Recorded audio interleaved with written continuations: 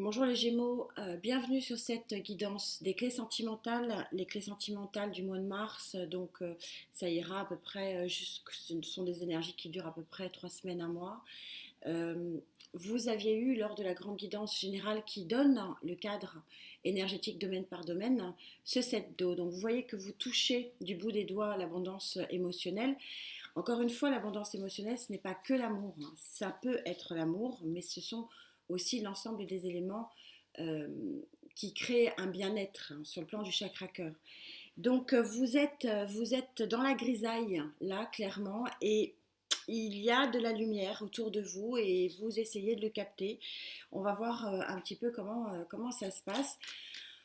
Le ciel au-dessus de notre tête est quand même assez bouleversé. Je vous invite à aller voir les spécialistes en astrologie. C'est passionnant ce qui se passe et ça vous éclairera davantage sur les phénomènes énergétiques que l'on subit, j'ai envie de dire, en ce moment. Allez, d'où venez-vous? Vous savez, les clés, on voit les contres et puis un petit peu plus de prédictions à long terme. Vous venez d'une période peut-être un peu d'introspection, c'est toujours bon et surtout quand on parle du chakra cœur, lorsqu'on parle des émotions, ça enracine les choses et ça permet de voir plus clair. Vous venez de la papesse, elle lit, elle s'informe, elle étudie, elle voit ce qui est mieux, ce qui est moins bien, elle pose le pour et le contre et elle est très pragmatique, la papesse, et elle permet d'avancer vers des projets, elle permet de s'inscrire dans une abondance, puisque après le 2, il y a le 3, l'impératrice, qui, elle, est dans la gestation de quelque chose. Donc vous êtes effectivement, possiblement, dans une gestation et peut-être pour éclore. Alors pour éclore, hein, quelle est la résultante de tout ça, amis Gémeaux? L'ermite. Je pense ici qu'on est. Je vais voir ce qu'il en est si je la recouvre. Voilà. Ouais. Donc je n'ai même pas besoin de la recouvrir. On a en deux decks la mort. C'est-à-dire que il y a eu une période, c'est ce que je vous dis, d'introspection, une période de conscientisation de ce que vous voulez, de ce que vous ne voulez plus, d'aller vers un horizon qui vous correspond. Et pour ça, il a fallu planter le décor, il a fallu s'inscrire, hein, dans une pensée. Vous êtes donc dans la pensée ici, il y a de l'abondance, un potentiel abondant ici sur le plan énergétique. Et donc vous allez sur cette période, sur cette fin de période, sortir de cette période d'introspection. L'ermite, c'est avoir la lumière et trouver la sortie justement de la grotte. Et c'est ce que vous dit ici l'arcane sans nom, c'est-à-dire qu'on est sur la fin d'un cycle pour certains d'entre vous sur le plan émotionnel. Je vous parlais de l'impératrice, voilà, c'est pas anodin, je le ressentais, elle est là. Il y a quelque chose qui est projectif, hein, pour vous. Ça se ressent énormément sur le plan énergétique. Il y a un dénouement. Il y a un dénouement possiblement donc sur cette fin de période. Je la vois à peu près à 3 semaines, vous me direz, mais en tout cas, ici, sur le plan énergétique, et Gaïa ne se trompe pas, vous avez un potentiel d'abondance que vous touchez des doigts et qui va vous permettre possiblement de tourner une page. Ceci est assez clair. On va prendre le Love Tarot pour vous et tirer 3 cartes.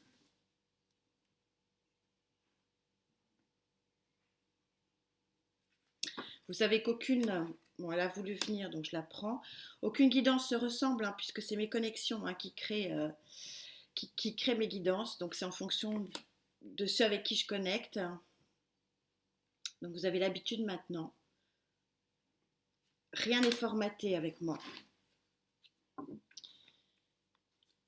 On a un joli 9 de coupe, hein, ici, en dos de deck, donc peut-être un vœu réalisé. C'est ce que je vous souhaite, hein. On va voir sur les mois prochains.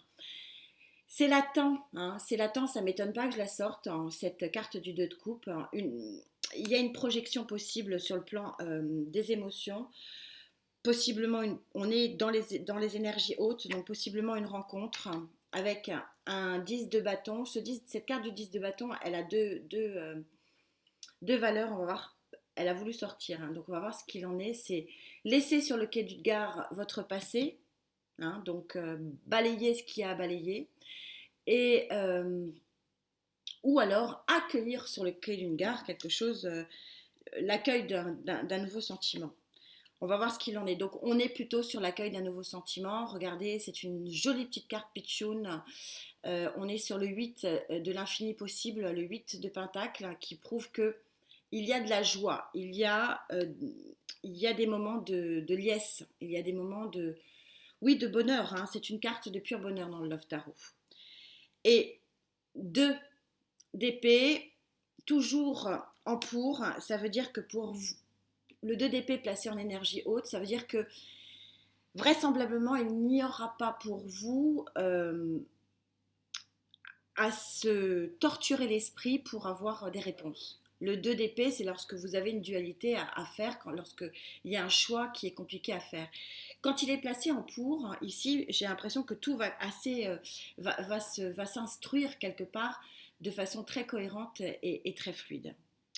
On va parler de choses qui fâchent parce que j'y tiens à en parler des énergies qui sont contre, qui peuvent vous empêcher de vivre cette évolution parce que là, pour le coup, on est vraiment sur une pente énergétique favorable pour vous sur le plan sentimental, affectif. Voilà, élargissez un peu sur le plan du bien-être. Il y a des choses qui vont aller vers une résolution.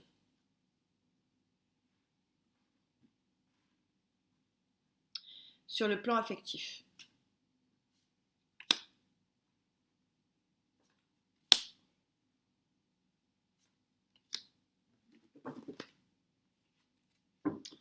Attention aux chimères en 2 decks, le 7 de coupe.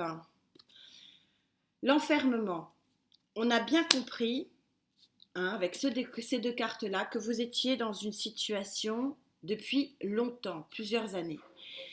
Donc ça vous permettra de voir avec qui je connecte, hein, dans une situation d'enfermement, de solitude, de prise de tête, j'y vais pas, je fais quoi, j'ouvre mon esprit, j'ouvre mon cœur, j'avance ou pas. Par rapport au roi de coupe, alors est-ce que certains ont un enfermement par rapport à un personnage d'eau qui les entoure, possiblement? Est-ce que c'est un personnage d'eau qui les freine dans leur avancée? C'est possible, elle est là l'énergie, hein, et en vibration, elle est présente, je ne vais pas le nier. Il y a aussi une autre interprétation, on va voir la 3e carte, hein, qui peut être intéressante, c'est que vous avez un enfermement par rapport à l'idée que vous vous faites d'une stabilité émotionnelle, par rapport à ce que vous vous imaginez, par rapport à ce que vous avez créé dans votre imaginaire. Hein. Il ne faut pas oublier que j'avais quand même le 7 de coupe en 2 decks. Et tout ça peut créer de la confusion. Alors, c'est ça qui va être déterminant. Voilà, bon. Donc, c'est plutôt... alors, ça ne veut pas dire que l'analyse 2 n'est pas juste. Ça peut être quand même un enfermement. Vous vous enfermez par rapport à votre idéal que vous vous êtes mis dans l'esprit. Hein. Vous idéalisez une situation qui ne l'est pas. Mais avec la carte de l'intempérance... Ça veut dire que vous n'êtes pas dans un mode de guérison, vous n'êtes pas dans un mode de fluidité, hein, en contre, la tempérance en contre. Ça veut dire qu'il n'y a pas d'échange avec possiblement effectivement un signe d'eau qui pourrait éventuellement vous libérer de votre carcan. Il y a peut-être des choses à révéler. Je ne sais pas pourquoi je vous dis ça, mais voilà, il y a des choses à dire, des choses et que vous n'osez pas dire, que vous n'osez pas révéler à ce personnage d'eau. Mais en tout cas, a priori, ça va quand même être fondateur puisque vous allez sortir de votre grotte. C'est un arcane sans nom, c'est un changement majeur de comportement et d'action. Ne pas oublier qu'on a quand même le 2 de coupe ici qui avec cette impératrice prouve que effectivement, et ces poissons-là qui sont dans l'abondance, hein, chez Gaïa, elle se trompe rarement, vous le savez, qui prouvent que il y a un potentiel de réussite sur le plan émotionnel pour vous, amis Gémeaux. Alors, bien sûr, on va demander à Gaïa, hein, toujours hein, présente, cette chère Gaïa. Elle va se mouiller un petit peu pour vous, pour voir vers quoi vous pouvez éventuellement aller. sur les semaines et les mois prochains par rapport à l'énergie ici en place, donc avec, pour les Gémeaux avec qui je connecte. Non, ok.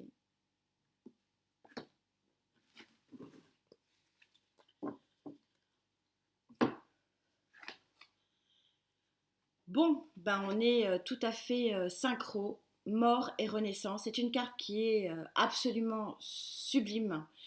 Parce que c'est rare que, bon, la plupart des tarots, on vous parle de l'arcane sans nom ou de la mort, hein. Donc c'est pas très joyeux. Là, euh, c'est important, j'aime bien les tarots où on vous marque que ce n'est pas une mort factuelle, c'est pas personne va mourir, mais que c'est juste avec ce serpent, vous savez que le serpent mue, enlève sa peau, il pond des œufs, il y a une naissance derrière, et c'est raccord, c'est tellement raccord que j'en ai pas de mots, hein. Les tarots sont super connectés.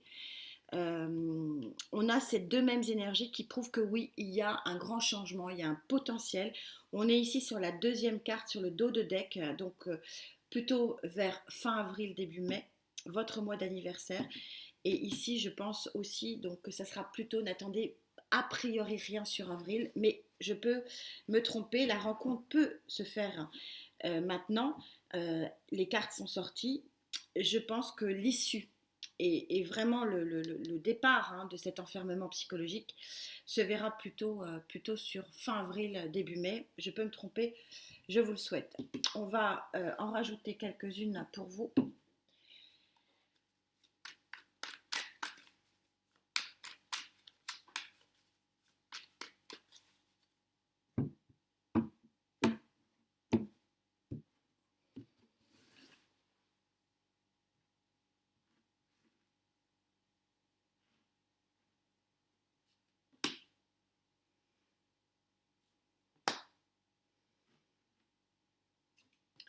Alors même si j'aime pas le mot renaissance parce que enfin c'est pas que je l'aime pas mais en plus là il a pas de sens parce que je pense pas que vous fassiez du neuf dans du vieux. Je pense que c'est du nouveau mais je peux me tromper. Roi d'épée, on avance, hein. Le soleil qui dit mieux et le 5 d'épée, je pense que le manque, le combat il y a une forme de combat ici. Vous voyez qu'on a deux épées, c'est-à-dire qu'il vous faut trancher. Mais c'est ce que disent ces deux cartes, hein. Il vous faut trancher, tourner une page. Et donc vous trancherez possiblement, mais alors regardez, vous sortez la plus belle carte du tarot. C'est un très joli jeu. Euh, Si c'était pas un jeu de, enfin, une guidance pour un développement personnel, ça pourrait être. Je trouve que pour les Gémeaux avec qui je connecte, il y a eu beaucoup de développement personnel, beaucoup d'introspection, beaucoup de travail sur soi. Et vous allez en voir les fruits. Et ça c'est magnifique. Les énergies sont belles, même si l'effort reste encore à fournir sur, je dirais, un bon mois. Mais bon, je peux me tromper, il y a une évolution en cours, mais il faut passer ce cap ici qui est quand même relativement important en contre, c'est-à-dire trancher, poser vos intentions, dire ce que vous voulez, ce que vous ne voulez pas, oser révéler des choses. Je ne sais pas pourquoi je vous dis ça, mais ça parlera à certains d'entre vous. Euh, Arrêtez d'être contraint et contrainte. Voilà, pour vous, amis Gémeaux, j'espère que ces guides seront d'un bon support pour vous. Merci infiniment pour votre présence. Prenez bien soin de vous et on se retrouve très vite. Namasté.